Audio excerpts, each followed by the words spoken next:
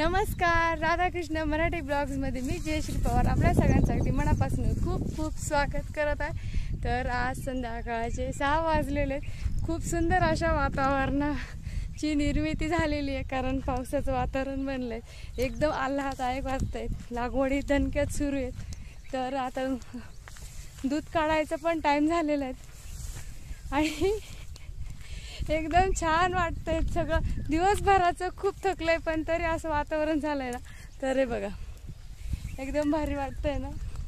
मला तर अशा वातावरणामध्ये खूप छान वाटतं। असं तर उगाच गावात राहायला गेलो, इथं मळ्यात राहायचो तेव्हा आम्ही इथंच अंगणात बसून राहायचो, भारी वाटायचं। आता पटकन दूध काढायचं आणि गावाकडे जायचं, तर पटापट आवरूया।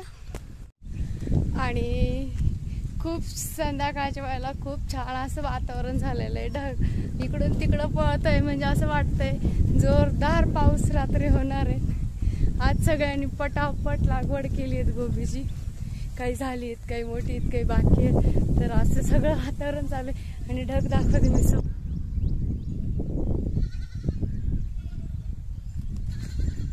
हात उचला, पाऊस आला, पाऊस आला, हात उचला।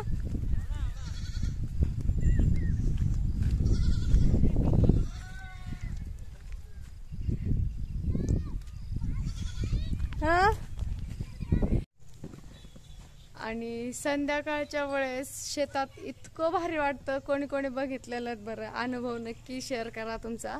आणि बिलकुल मन होत नाही की शेतातनं घरी जावं म्हणून। आणि गोबी ही इतकी भारी दिसते ना रात्रीच्या वेळेला आणि सकाळी, खूप वेगळं रूप असतं तिचं। ताजमहलचे कसे 3 रंग दिसतात, सकाळ दुपार संध्याकाळ, त्याच पद्धतीने आमच्या गोबीचे पण सकाळ दुपार असं वेगवेगळं वातावरण, थोडंसं वेगळं आलं, ऊन वेगळं आलं की लगेच तिचा रंग बदलतो, रंगरूप मी जवळून दाखवते तुम्हाला। आता किती मस्त दिसते ती।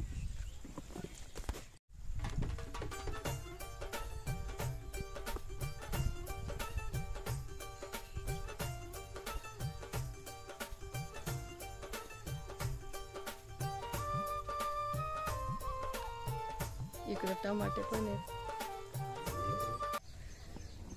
आणि योगेश पण येतोय आता तिकडनं, आणि सगळे तिचे कामं पण आवरून झाले तिकडचे। आता संध्याकाळची वेळ दूध डेअरीत घालण्याची। तर मी म्हणलं ना, आमच्या शेतामध्ये खूप खूप दगड असतात, तर वापस येताना बाहेर शेताच्या रिकाम्या हातानं कधीच यायचं नाही। काय आणलंय बाबा? दगड। तर रिकाम्या हाताने कधीच नाही यायचं, दगडाचे 2-4 गोळा करून आणायचे आणि बाहेर फेकायचं। आणि आम्ही कशी बाहेर टाकली तुम्ही ते पण पाहिले ना ट्रॉलीतून। तर दरवर्षी हाच प्रोग्राम आणि वर्षभर बी चालूच राहतो। चला आता दूध काढून घेऊया, खूप उशीर झालाय। आणि संध्याकाळचं गोठ्यातलं शेण पण काढून घेतलंय। आता पाणी पाजायला घेऊन जाऊया। आता पाणी पाजून मग दूध काढूया, का नाही दूध पातळ होत नाही बरं का तरी पण।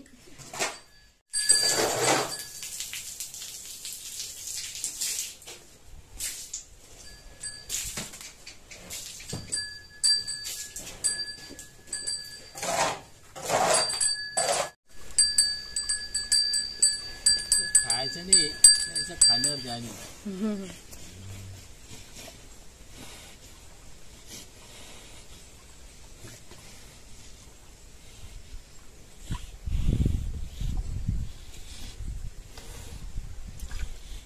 तर संध्याकाळच्या वेळेस परत एकदा पाणी पाजून तिला पाजल्यानंतर तिला पण सोडून आणणार आहेत आता।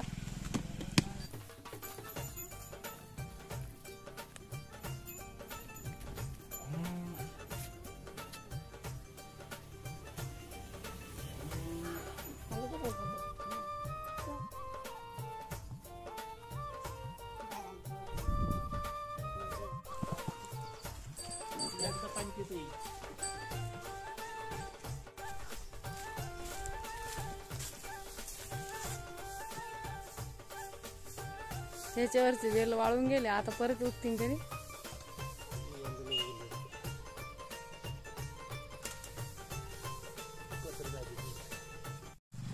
पाणी पाजल्यावर परत एकदा त्यांना खायला टाकायचे भुसा आम्ही मिक्स करून ठेवलेले आहे, त्याच्यात मीठ वगैरे टाकून। तर ते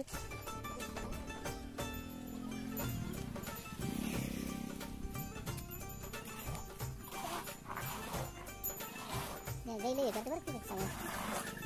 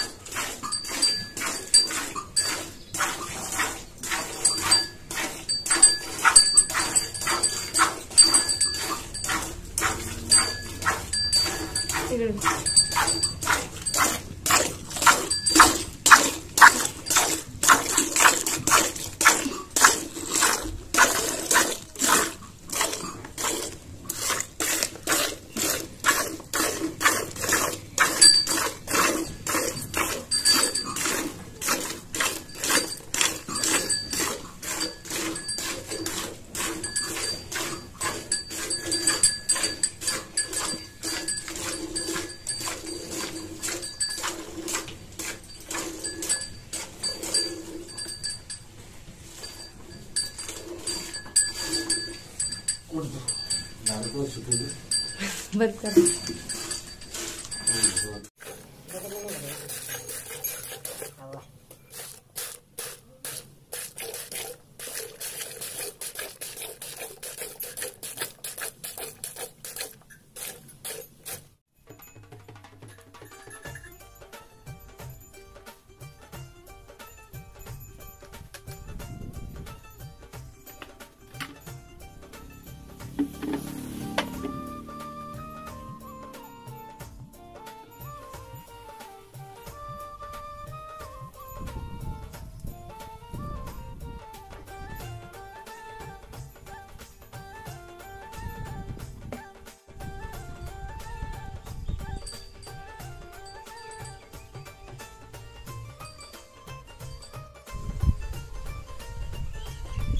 भारी आहे ना एकदम.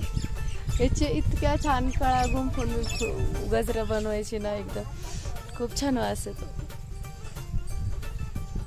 मग आमच्या घरासमोर खूप सुंदर झाडी आहेत, जाईचं, मोगऱ्याचं, गुलाबाची तर खूप असतात मला माहितीच आहे.